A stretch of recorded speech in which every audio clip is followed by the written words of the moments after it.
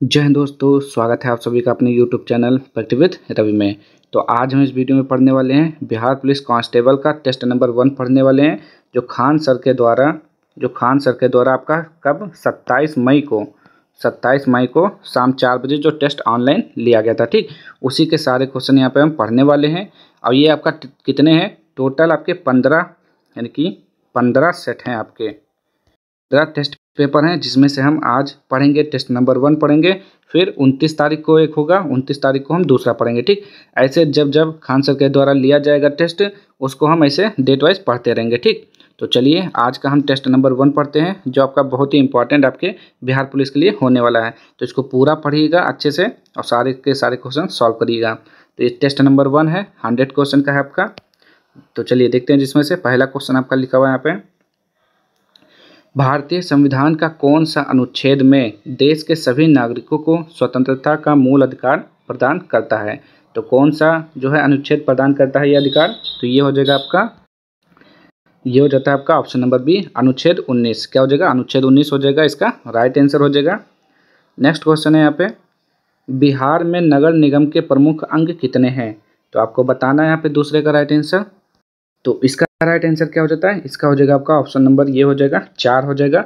तो कौन कौन से होते हैं, तो एक होता है निगम परिषद, यहाँ पे लिखेंगे, एक होता है आपका निगम परिषद होता है। ठीक, आप लोग अच्छे से लिख लीजिएगा, एक होता है निगम परिषद। ठीक, दूसरा क्या होता है, सशक्त स्थानीय समिति, लिखेंगे यहाँ पे सशक्त स्थानीय समिति, सशक्त स्थानीय समिति होता है दूसरा। ठीक, 4 होता है, एक होता है परामर्श, यहाँ पे लिखेंगे परामर्शदात्री हो गया, परामर्शदात्री समिति हो गया। ठीक, ये हो गया आपका तीसरा। ठीक, और एक चौथा क्या होता है, चौथा है नगर आयुक्त, चौथा हो जाएगा आपका नगर आयुक्त हो जाएगा यहाँ पे आयुक्त। ठीक, चौथा नगर आयुक्त हो गया। ठीक, तो 4 कौन से हो गए, निगम परिषद, सशक्त स्थानीय समिति, परामर्शदात्री समिति, नगर आयुक्त। ये आपके बिहार में नगर निगम के प्रमुख अंग हैं। ठीक, तो 4 हो गया, आपने राइट आंसर लगा ही लिया होगा, क्वेश्चन ये हो जाएगा 4। आगे देखेंगे यहाँ पे क्वेश्चन नंबर 3, बिहार में छात्रों का सरकार के विरुद्ध आंदोलन कब शुरू हुआ था। तो आपको बताना है यहाँ पे 3 का राइट आंसर। तो ये हो जाएगा आपका ऑप्शन नंबर ए हो जाएगा, यानी कि मार्च 1974।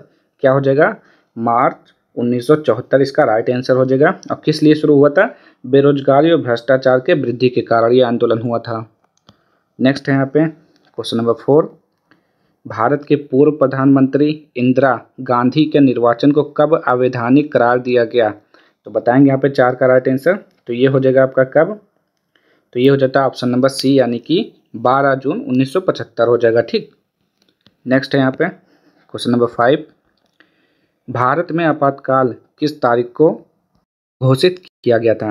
तो 5वें का राइट आंसर आपको बताना है। तो 5वें का हो जाएगा ऑप्शन नंबर ए, 25 जून 1975 को घोषित किया गया था। ठीक, कब, 25 जून 1975 हो जाएगा यहाँ पे। नेक्स्ट है यहाँ पे क्वेश्चन नंबर 6, भारत के किस राज्य में हिंदी को राजभाषा बनाने के विरुद्ध आंदोलन चलाया गया। तो बताएंगे यहाँ पे इसका राइट आंसर क्या हो जाएगा 6 का। तो देखते हैं क्या हो जाएगा, हरियाणा, पंजाब, कर्नाटक या फिर तमिलनाडु। तो 6 का राइट आंसर हो जाएगा ऑप्शन नंबर, यानी कि डी, तमिलनाडु हो जाएगा। नेक्स्ट है यहाँ पे क्वेश्चन नंबर 7, चलिए देखिए, दलित पैंथर्स भारत के किस जिले के दलितों के सामाजिक आर्थिक बदलाव से संबंधित है। तो बताना है यहाँ पे 7वें का राइट आंसर किससे संबंधित है। तो ये हो जाएगा आपका यहाँ पे, जल्दी से बताएंगे क्या होता है 7वें का राइट आंसर, हो जाएगा आपका महाराष्ट्र हो जाएगा। क्या हो जाएगा, महाराष्ट्र हो जाएगा, राइट एकदम। नेक्स्ट है यहाँ पे क्वेश्चन नंबर 8, भारत में सूचना का अधिकार कब लागू किया गया। तो 8वें का राइट आंसर बताइए, भारत में सूचना का अधिकार कब लागू किया गया। तो ये कब लागू किया गया था, तो ये हो जाएगा आपका जून 2005 में। ठीक, जून 2005 में लागू किया गया था। नेक्स्ट है यहाँ पे, बांग्लादेश में संविधान संशोधन कब किया गया। तो 9 का राइट आंसर बताइए, बांग्लादेश में संविधान संशोधन कब किया गया। तो ये हो जाएगा 1975 में किया गया। आगे देखेंगे यहाँ पे क्वेश्चन नंबर 10, लोकतंत्र का प्राण किसे कहा गया है। लोकतंत्र का प्राण किसे कहा गया है। तो 10वें का राइट आंसर हो जाएगा, मतदाता को बोलते हैं लोकतंत्र का प्राण। आगे देखेंगे यहाँ पे 11, द्वितीय विश्व युद्ध का प्रमुख कारण क्या था? तो बताना यहाँ पे 11वें का राइट आंसर क्या हो जाएगा यहाँ पे, द्वितीय विश्व युद्ध का प्रमुख कारण क्या था? तो ये हो जाएगा आपका ऑप्शन नंबर यानी कि सी हो जाएगा, वर्साई की संधि हो जाएगा। ठीक, क्या हो जाएगा, वर्साई की संधि इज द राइट आंसर। आगे देखेंगे यहाँ पे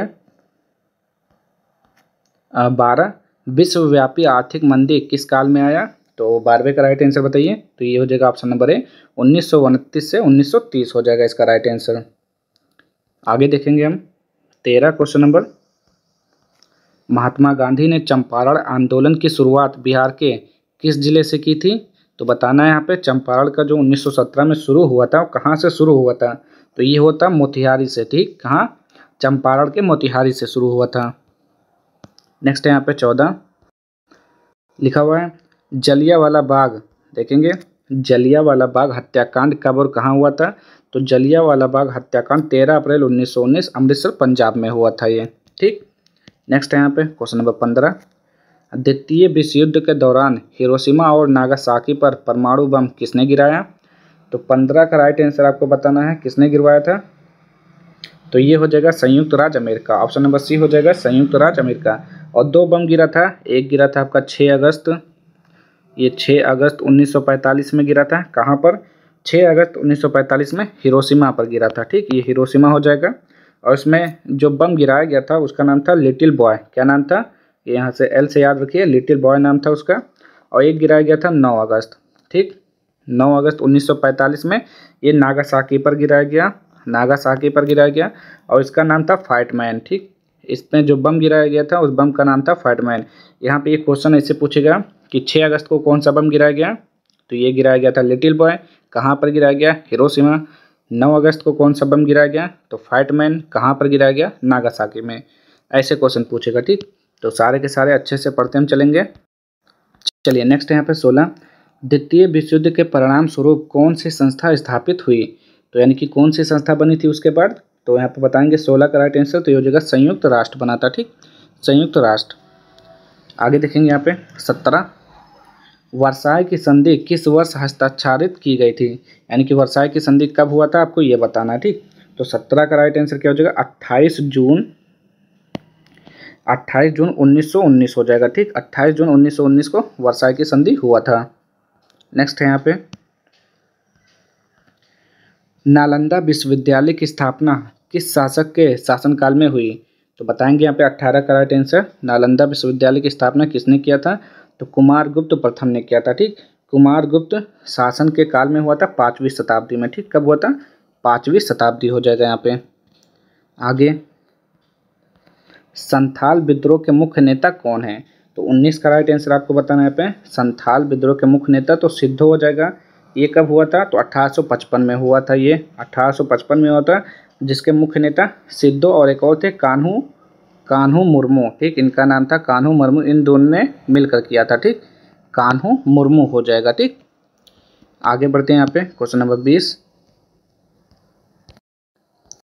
देखेंगे यहाँ पे क्या लिखा हुआ है, बैस्टिल का पतन कब हुआ?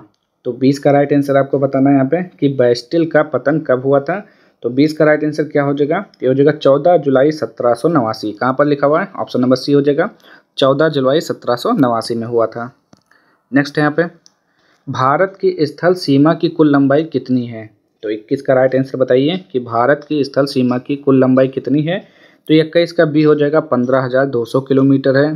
नेक्स्ट है यहाँ पे 22, भारतीय मानक समय यानी कि ग्रीनविच मीन टाइम के बीच कितना अंतर है? तो 5.5 घंटा का अंतर होता है। ठीक, नेक्स्ट है यहाँ पे मैकमोहन रेखा किस देश के बीच की सीमा रेखा है? तो बताइए यहाँ पे 23 का राइट आंसर क्या हो जाएगा? तो मैकमोहन रेखा जो होता है ये भारत और चीन का हो जाएगा। ठीक, भारत और चीन के बीच की ये हो जाएगा मैकमोहन रेखा। और भारत पाकिस्तान का रेड क्लिफ होता है। क्या होता है? और रेड क्लिफ हो जाएगा भारत पाकिस्तान के बीच का। ठीक, आगे बढ़ते हैं हम यहाँ पे 24 क्वेश्चन नंबर, खादर और बांगर निम्नलिखित में से किस मृदा के प्रकार हैं? तो खादर और बांगर किसके प्रकार हैं आपको बताना है। काली मिट्टी के हैं, जलोढ़ मिट्टी, लेटराइट मिट्टी या फिर लाल मिट्टी।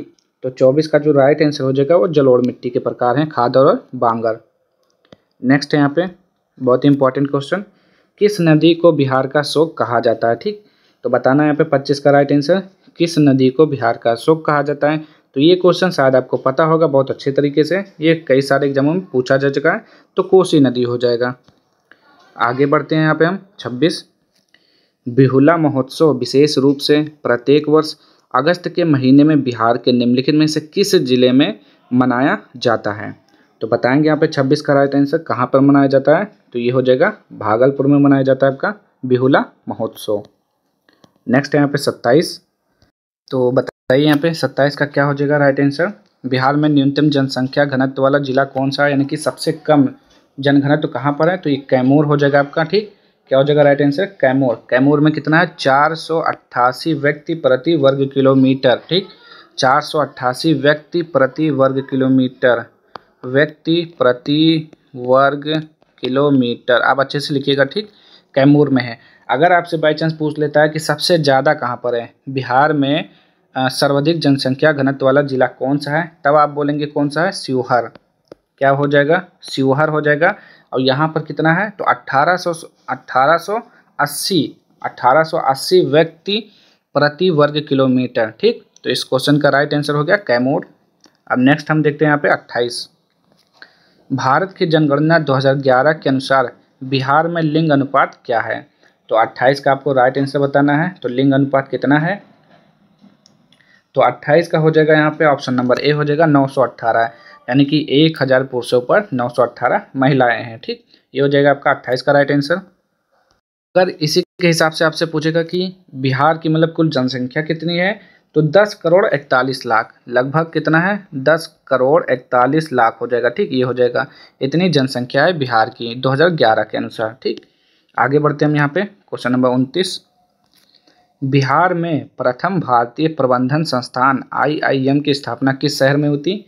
तो 29 का राइट आंसर हो जाएगा गया में हुआ था। कहाँ पर हुआ था, गया में हुआ था। नेक्स्ट है यहाँ पे क्वेश्चन नंबर 30। दिल्ली के सिंहासन पर बैठने वाला प्रथम बिहारी शासक कौन था। तो यहाँ पे 30 का आपको राइट आंसर बताना है। तो क्या हो जाएगा 30 का, तो ये हो जाएगा शेरशाह सूरी। एक क्वेश्चन पूछता है कि शेरशाह सूरी के बचपन का नाम क्या था, यानी कि वास्तविक नाम। तो इसका नाम था फरीद। क्या नाम था, फरीद था। ग्रांड ट्रंक रोड का निर्माण किसने करवाया था, तो शेरशाह सूरी ने करवाया था। ठीक, ये 2-3 क्वेश्चन पूछा जाता है इसके बारे में। नेक्स्ट है यहाँ पे, भारत में वित्तीय वर्ष कहा जाता है, यानी कि कब से कब, फाइनेंशियल ईयर कब से कब तक है। तो ये 1 अप्रैल से 31 मार्च तक होता है। ठीक, 1 अप्रैल से शुरू होता है, 31 मार्च को समाप्त हो जाता है वित्तीय फाइनेंशियल ईयर जिसे बोलते हैं। नेक्स्ट है यहाँ पे, केंद्रीय सांख्यिकीय संगठन CSO का प्रमुख कार्य क्या है। तो 32 का राइट आंसर आपको बताना है। तो क्या हो जाएगा यहाँ पे, तो ये हो जाएगा आपका ऑप्शन नंबर सी हो जाएगा। ठीक, सांख्यिकीय गतिविधियों का समन्वय करना और सांख्यिकीय मानकों का विकास करना, ये हो जाएगा इसका राइट आंसर। नेक्स्ट है यहाँ पे question number 33। Poverty and un British rule in India नामक पुस्तक किसने लिखी है। तो ये पुस्तक हो जाएगा दादा भाई नौरोजी का हो जाएगा, जिसे भारत का वयोवृद्ध पुरुष बोलते हैं, दादा भाई नौरोजी को, इनकी पुस्तक है। और इन्होंने बताया था कि प्रति व्यक्ति वार्षिक आय 20 रुपया बताया था। ठीक, प्रति व्यक्ति वार्षिक आय कितना, 20 रुपया बताया था। ये भी क्वेश्चन पूछता है आपसे। नेक्स्ट है यहाँ पे 34। चलिए देखेंगे यहाँ पे क्या लिखा हुआ है। भारत में सबसे कम प्रति व्यक्ति आय वाला राज्य कौन सा है, यानी कि सबसे ऐसा कौन सा राज्य जहाँ के प्रत्येक व्यक्ति की आय सबसे कम है अन्य राज्यों की तुलना में। तो कौन सा हो जाएगा यहाँ पे 34 का राइट आंसर। तो ये हो जाता है आपका बिहार हो जाएगा। ठीक, क्या हो जाएगा, बिहार राज्य के प्रत्येक व्यक्ति की आय सालाना लगभग कितना है, तो 60,034 रुपया है। ठीक, कितना हो जाएगा, 60,034 रुपया सालाना है प्रत्येक व्यक्ति की वार्षिक आय। ठीक, अगर उत्तर प्रदेश का पूछेंगे तो उत्तर प्रदेश का आपका हो जाएगा यहाँ पे, उत्तर प्रदेश का 93,000 होता है, 93,510 हो जाएगा। ठीक, ये इनका हो जाएगा। और बिहार का 60,034 रुपया। तो सबसे कम किसका है, बिहार का है। नेक्स्ट है यहाँ पे नाबार्ड। तो नाबार्ड किस क्षेत्र के विकास के लिए कार्य करता है। तो 35 का राइट आंसर आपको बताना है यहाँ पे। तो क्या हो जाएगा, तो ये काम करता है कृषि और ग्रामीण विकास के लिए कार्य करता है। ये हो गया ऑप्शन नंबर 2। और देखिए अगर आपसे पूछे कि इसकी स्थापना कब हुई थी, तो इसकी स्थापना 1982 में हुआ था। ठीक, कब हुआ था, 1982 में हुआ था। मुख्यालय पूछेगा तो मुख्यालय कहाँ पर है इसका, बताइए, मुंबई में हो जाएगा। मुख्यालय कहाँ पर है, मुंबई में इसका मुख्यालय है। अगर आपसे पूछे नाबार्ड का फुल फॉर्म क्या होता है? तो नाबार्ड का फुल फॉर्म होता है National Bank for Agriculture and Rural Development. फिर से सुनेंगे एक बार, National Bank for Agriculture and Rural Development, ये हो जाएगा इसका फुल फॉर्म हो जाएगा। ठीक, आगे बढ़ते हैं यहाँ पे 36, अनंतगिरी पहाड़ियाँ किस राज्य में स्थित हैं? तो 36 का राइट आंसर हो जाएगा यहाँ पे ऑप्शन नंबर डी, तेलंगाना में है। नेक्स्ट है यहाँ पे 37, हाल ही में भारत सरकार ने बिहार राज्य के किस पूर्व सीएम को भारत रत्न देने की घोषणा की है? तो बताएंगे यहाँ पे 37 का राइट आंसर, तो वो हो जाएंगे आपके option number D, Karpoori Thakur हो जाएगा यहाँ पे। इनको भारत रत्न दिए जाने की घोषणा की गई है। आगे बढ़ते हैं यहाँ पे 38, भजन सोपोरी एक प्रसिद्ध संगीतकार किस संगीत वाद्य यंत्र से जुड़े हैं? तो 38 का हो जाएगा ऑप्शन नंबर ए, यानी कि संतूर से जुड़े हुए हैं। नेक्स्ट है यहाँ पे 39, चलिए बताएंगे यहाँ पे इसका राइट आंसर, भारतीय मौसम विभाग का मुख्यालय कहाँ स्थित है? तो 39 का राइट आंसर बताइए, भारतीय मौसम विभाग का मुख्यालय कहाँ स्थित है? तो इसका जो राइट आंसर हो जाएगा ऑप्शन नंबर ए हो जाएगा, यानी कि नई दिल्ली में स्थित है। ठीक, कहाँ पर? नई दिल्ली में है। नेक्स्ट है यहाँ पे 40, मित्र शक्ति निम्नलिखित में से किन दो देशों के बीच आयोजित किया जाने वाला एक सैन्य द्विपक्षीय अभ्यास है? तो कहाँ पे, यानी कि किन किन देशों के बीच ये आयोजित होता है? तो ये भारत और श्रीलंका के बीच का है। ठीक, कहाँ का? भारत और श्रीलंका के बीच का। नेक्स्ट है यहाँ पे, गर्म पानी वन्य जीव अभयारण्य कहाँ स्थित है? तो 41 का राइट आंसर आपको बताना है, तो ये हो जाएगा असम में है। कहाँ पर है? असम में है। नेक्स्ट 42, हाल ही में राष्ट्रपति द्रौपदी मुर्मू को राजनीतिक विज्ञान में मानद डॉक्टरेट की उपाधि किस देश द्वारा प्रदान की गई? तो क्या बोलेंगे 42 का राइट आंसर? तो इनको दिया गया था किसके द्वारा? अल्जीरिया के द्वारा। कब दिया गया? 15 अक्टूबर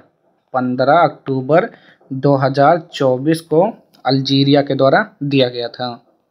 नेक्स्ट है यहाँ पे 43 का बताएंगे यहाँ पे, कैसू आरीना ब्रिज जो हाल ही में समाचारों में देखा गया है किस देश में मूलतः पाया जाता है? तो 43 का राइट आंसर हो जाएगा, ऑस्ट्रेलिया में पाया जाता है ये ब्रिज। नेक्स्ट है यहाँ पे, अफगानिस्तान की आधिकारिक भाषा क्या है? तो अफगानिस्तान की आधिकारिक भाषा क्या होती है? तो ये दारी होती है। और उसकी राजधानी क्या होती है? राजधानी काबुल हो जाएगा। अफगानिस्तान की राजधानी काबुल और भाषा दारी हो जाएगी। नेक्स्ट है यहाँ पे 45, हाल ही में भारत सरकार ने किस वर्ष को भारत फ्रांस नवाचार वर्ष के रूप में मनाने की घोषणा की है? तो 45 का राइट आंसर हो जाएगा यहाँ पे, वो वर्ष है आपका 2026। क्या हो जाएगा? 2026 इसका राइट आंसर हो जाएगा। नेक्स्ट है यहाँ पे 46, हाल ही में भारत के किस राष्ट्रीय उद्यान में गोल्डन टाइगर की एक दुर्लभ प्रजाति देखी गई है? तो बताइए यहाँ पे 46 का राइट आंसर, तो ये हो जाएगा काजीरंगा राष्ट्रीय उद्यान हो जाएगा। ठीक, ये कहाँ पर है? असम में है। आगे बढ़ते हैं हम यहाँ पे 47, वर्ष 2024 में श्रीलंका के राष्ट्रपति कौन बने हैं? तो यहाँ पे बताना है 47 का राइट आंसर, वो क्या हो जाएगा यहाँ पे 47 का राइट आंसर? तो ये हो जाएगा आपका ऑप्शन नंबर ए हो जाएगा, अनुरा दिशा नायके हो जाएगा। ठीक, 47 का राइट आंसर हो जाएगा। ठीक, अनुरा दिशा नायके। आगे बढ़ते हैं हम यहाँ पे, जो कि श्रीलंका के राष्ट्रपति बने हैं। और कब बने हैं? तो ये भी देख लीजिए, 23 सितंबर को बने हैं। कब बने हैं? एक बार लिख देते हैं यहाँ पे, 23 सितंबर 2024 को बने हैं। ठीक, 23 सितंबर 2024 को बने हैं। आगे बढ़ते हैं यहाँ पे 48, विश्व विरासत दिवस 2024 का विषय क्या है? 48 का आपको राइट आंसर बताना है, तो ये हो जाएगा विविधता की खोज करें और अनुभव करें, ये हो जाएगा इसकी थीम। नेक्स्ट है यहाँ पे वैली ऑफ फ्लावर्स यानी कि राष्ट्रीय उद्यान कहाँ स्थित है? वैली ऑफ फ्लावर्स बताएंगे यहाँ पे, वैली ऑफ फ्लावर्स यानी कि फूलों की घाटी जिसे बोलते हैं, तो ये कहाँ पर है? तो 49 का राइट आंसर हो जाएगा ऑप्शन नंबर बी, उत्तराखंड में है फूलों की घाटी, उसी को वैली ऑफ फ्लावर्स बोलते हैं। नेक्स्ट है यहाँ पे, चलिए देखते हैं यहाँ पे क्वेश्चन नंबर 50 क्या लिखा हुआ है, होलोंगापार, क्या लिखा हुआ है? होलोंगापार गिवन अभयारण्य जो हाल ही में खबरों में देखा गया था किस राज्य में स्थित है? तो बताएंगे यहाँ पे होलोंगापार कहाँ पर है? तो 50 का राइट आंसर हो जाएगा, ये असम में है। कहाँ पर है? असम में है। नेक्स्ट है यहाँ पे 51, पदार्थ के कणों में निम्नलिखित विशेषताएं हैं, तो कौन कौन सी विशेषताएं होती हैं? वे लगातार स्थानांतरित होते हैं, वे एक दूसरे को आकर्षित करते हैं, वे बहुत छोटे छोटे होते हैं। तो ऑप्शन नंबर डी सब के सब सही हैं। ठीक, ये विशेषता होती है कणों की। आगे देखेंगे यहाँ पे 52। चलिए देखिए क्या लिखा हुआ है। लोहे को संक्षारित होने से बचाने के लिए उसकी सतह पर किसका लेप चढ़ाना लाभकारी है? तो बताएंगे यहाँ पे इसका राइट आंसर क्या हो जाएगा। 52 का राइट आंसर तो 52 का हो जाता है यहाँ पे ऑप्शन नंबर हो जाएगा डी। क्या हो जाएगा? यसद लेपन द्वारा। ठीक, क्या हो जाएगा? यसद लेपन द्वारा। आगे बढ़ते हैं यहाँ पे 53। लिटमस विलयन किस रंग का रंजक होता है? तो 53 का हो जाएगा ऑप्शन नंबर है बैगनी रंग का रंजक होता है। चलिए देखेंगे यहाँ पे क्वेश्चन नंबर 54। जल में घुलनशील क्षारक को क्या कहते हैं? तो बताना है यहाँ पे 54 का राइट आंसर क्या हो जाएगा। यहाँ पे जल में घुलनशील क्षारक को क्या बोला जाता है? तो उसे क्या बोलते हैं? उसे बोलते हैं क्षार। क्या बोलते हैं? क्षार बोलते हैं उसे। नेक्स्ट है यहाँ पे 55। देखिए क्या लिखा हुआ है। हाइड्रोक्लोरिक अम्ल और सोडियम हाइड्रोक्साइड के विलयन की अपक्रिया से उत्पन्न लवण को क्या कहा जाता है? तो 55 का राइट आंसर आपको बताना है। तो उसे बोलते हैं सोडियम क्लोराइड। सोडियम क्लोराइड यानी कि NaCl, जिसे साधारण भाषा में नमक बोला जाता है। आगे देखेंगे यहाँ पे 56। जब बेकिंग सोडा को गर्म किया जाता है तो निम्नलिखित में से कौन सा बनता है? तो यानी कि जब बेकिंग सोडा को गर्म करते हैं तो क्या बनता है, आपको ये बताना है। ठीक, तो 56 का हो जाएगा ऑप्शन नंबर यानी कि बी हो जाएगा सोडियम कार्बोनेट और पानी और कार्बन डाइऑक्साइड बनता है। ठीक, सोडियम कार्बोनेट बनता है, पानी बनता है यानी कि H2O और कार्बन डाइऑक्साइड CO2 बनता है। आगे बढ़ते हैं यहाँ पे 57। प्लास्टर ऑफ पेरिस किससे बनाया जाता है? तो 57 का राइट आंसर आपको बताना है। तो ये हो जाएगा जिप्सम। जिप्सम से बनता है प्लास्टर ऑफ पेरिस। नेक्स्ट यहाँ पे 58।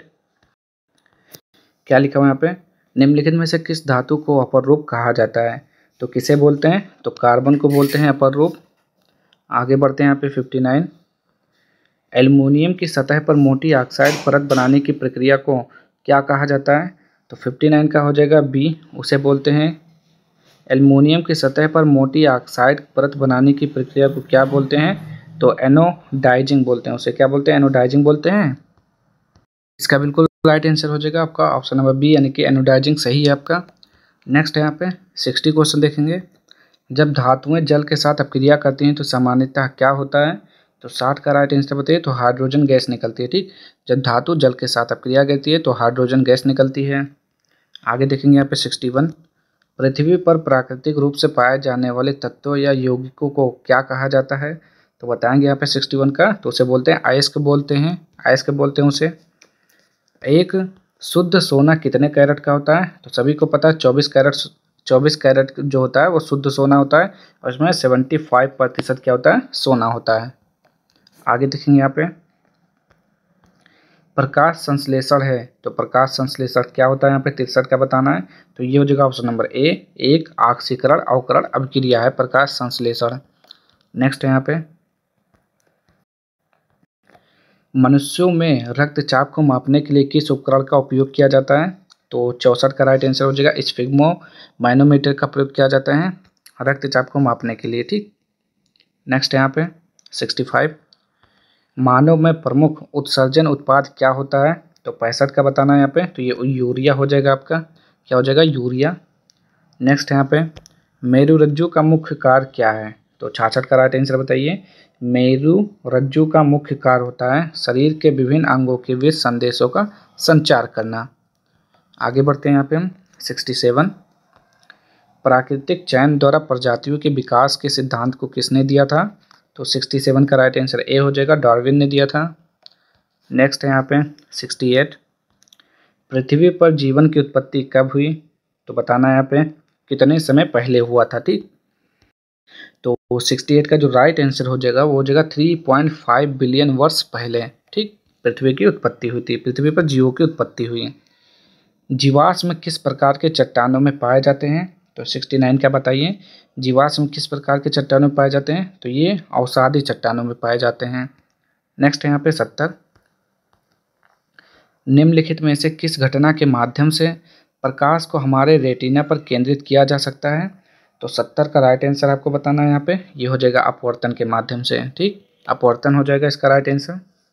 नेक्स्ट है यहाँ पे समतल दर्पण पर बना प्रतिबिंब सदैव कैसा होता है? तो 71 का राइट आंसर आपको बताना है। तो आभासी और सीधा होता है, ठीक, आभासी और सीधा होता है।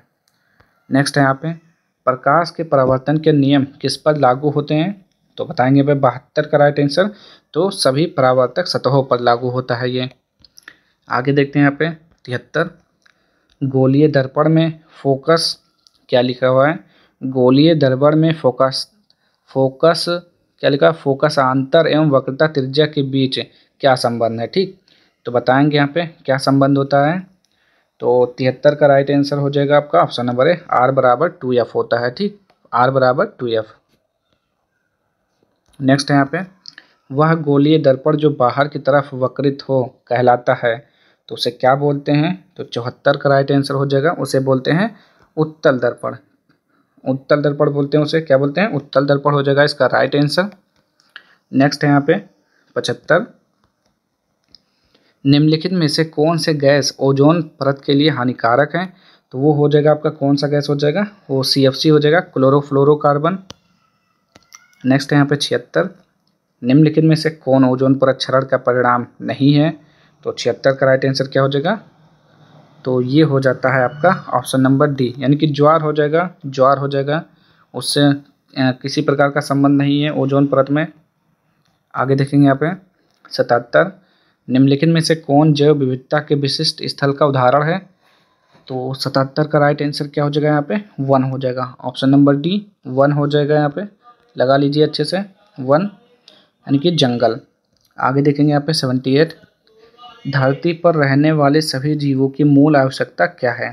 तो 78 का जो राइट आंसर हो जाएगा वो क्या हो जाएगा? तो ये हो जाता है आपका ऑप्शन नंबर ए, जल होता है मूल आवश्यकता। नेक्स्ट है यहाँ पे 79, निम्नलिखित में से कौन सा जीव आहार श्रृंखला बनाता है? तो 79 का राइट आंसर हो जाएगा घास को बकरी खाती है और बकरी को मानव खाते हैं, ठीक। ये होता है फूड, यानी कि फूड सर्किल या बोल सकते हैं आहार श्रृंखला बोल सकते हैं, ठीक, फूड चेन बोलते हैं इंग्लिश में। निम्न में से कौन सा जीवाश्म ईंधन है? तो 80 का राइट आंसर कोयला हो जाएगा। कोयला क्या है? जीवाश्म ईंधन है एक। अब देखिए मैथ के क्वेश्चन है तो आप लोग स्क्रीनशॉट लीजिए इसका, ठीक, और इसको सॉल्व करिएगा। तो 81 का राइट आंसर क्या हो जाएगा? यहाँ पे देख सकते हैं, यहाँ पे डी हो जाएगा आपका ऑप्शन नंबर डी, 80%। नेक्स्ट है यहाँ पे 82, इसका भी स्क्रीनशॉट लीजिए और इसको भी लगाइएगा। तो जब 82 को सॉल्व करेंगे तो इसका राइट आंसर आ जाएगा आपका 162 सेंटीमीटर यहाँ पे। नेक्स्ट है यहाँ पे 83, इसका भी स्क्रीनशॉट लीजिए और इसको भी सॉल्व करिएगा। तो जब 83 को सॉल्व करेंगे तो इसका राइट आंसर हो जाएगा आपका ऑप्शन नंबर डी हो जाएगा, यहाँ पे 2205 हो जाएगा। नेक्स्ट है यहाँ पे 84, तो 84 का स्क्रीनशॉट लिखिए। तो इसका राइट आंसर क्या हो जाएगा? यहाँ पे 2010 हो जाएगा, ठीक, 2010 हो जाएगा इसका राइट आंसर। नेक्स्ट है यहाँ पे 85, तो इसको भी स्क्रीनशॉट लेके सॉल्व करिए। तो 85 को जो सॉल्व करेंगे तो इसका राइट आंसर क्या हो जाएगा? तो ये हो जाएगा ऑप्शन नंबर बी हो जाएगा यहाँ पे 3619। नेक्स्ट है यहाँ पे 86, तो 86 को भी सॉल्व करिए। तो 86 को जब सॉल्व करेंगे तो इसका राइट आंसर बी हो जाएगा यहाँ पे 1718। नेक्स्ट है यहाँ पे 87, 87 को क्या हो जाएगा? यहाँ पे 87 का ए हो जाएगा जब सॉल्व करेंगे। नेक्स्ट है यहाँ पे 88, 88 को जब सॉल्व करेंगे तो इसका राइट आंसर क्या हो जाएगा? 88 का ए हो जाएगा 45 रुपये। नेक्स्ट है यहाँ पे 89, देखिए यहाँ पे स्क्रीनशॉट लीजिए और इसको सॉल्व करिए। तो 89 को जब सॉल्व करेंगे तो इसका राइट आंसर हो जाएगा बी, यानी कि 1925 हो जाएगा, ठीक। नेक्स्ट है यहाँ पे 90, और जब 90 को सॉल्व करेंगे तो इसका राइट आंसर क्या हो जाएगा? तो 90 का ए हो जाएगा 102.6 सेंटीमीटर क्यूब हो जाएगा। अब 91 देखते हैं यहाँ पे, निम्नलिखित में से कौन सा प्रावधान 73वें और 74वें संविधान संशोधन दोनों में शामिल है? तो कौन सा प्रावधान हो जाएगा यहाँ पे? तो महिलाओं के लिए आरक्षण, ये दोनों में शामिल है। नेक्स्ट है यहाँ पे 92, select the appropriate word that can describe the given sentence. तो यानी कि इस सेंटेंस को जो डिस्क्राइब करेगा उसको यहाँ पे ऑप्शन से चूज करके लिखना है, ठीक। तो क्या है यहाँ पे? द आउटवर्ड अपीयरेंस और front of a building of an representing its architectural style और डिजाइन, यानी कि बड़ी इमारत के सामने से दिखाई देने वाली दीवार को क्या बोलते हैं? तो उसे इंग्लिश में बोलते हैं फिकेड बोलते हैं। क्या बोलते हैं? फिकेड बोलते हैं। आगे देखेंगे यहाँ पे 93, improve the underline part given in the sentence if no improvement is required as per sentence sense select no improvement. ठीक, इसमें से बताना यदि किसी पार्ट में गलत है तो उसको बताइए, अगर कोई पार्ट गलत नहीं है तो लिख दीजिए नो इम्प्रूवमेंट। ठीक, देखते हैं यहाँ पे Sneha decided to give away all her old cloth to charity, तो ये हो जाएगा आपका option number D no improvement, सब सही लिखा हुआ है यहाँ पे। नेक्स्ट है यहाँ पे 94, देखते हैं यहाँ पे fill in the blanks with the appropriate question tag, few people worked in your old office, तो क्या हो जाएगा यहाँ पे, ये हो जाएगा आपका option number A did they हो जाएगा। ठीक, डिड दे। आगे देखते हैं यहाँ पे 95, select the correctly spelled word among the option provided below, इसमें से जो शब्द यानी कि जो सेंटेंस सही लिखा हुआ है जो शब्द उसको बताना है, स्पेलिंग किसके सही है, तो सीनरी सही लिखा हुआ है यहाँ पे, तो सीनरी का क्या होता है, सीनरी का मतलब प्राकृतिक दृश्य हो गया आपका। नेक्स्ट यहाँ पे देवताओं की लिपि किसे कहा जाता है, तो देवनागरी को बोलते हैं देवताओं की लिपि। आगे बढ़ते हैं यहाँ पे पृथ्वीराज रासों के रचनाकार हैं, तो पृथ्वीराज रासों के रचनाकार हैं चंद्रवरदाई। ठीक, कौन है, चंद्रवरदाई हैं।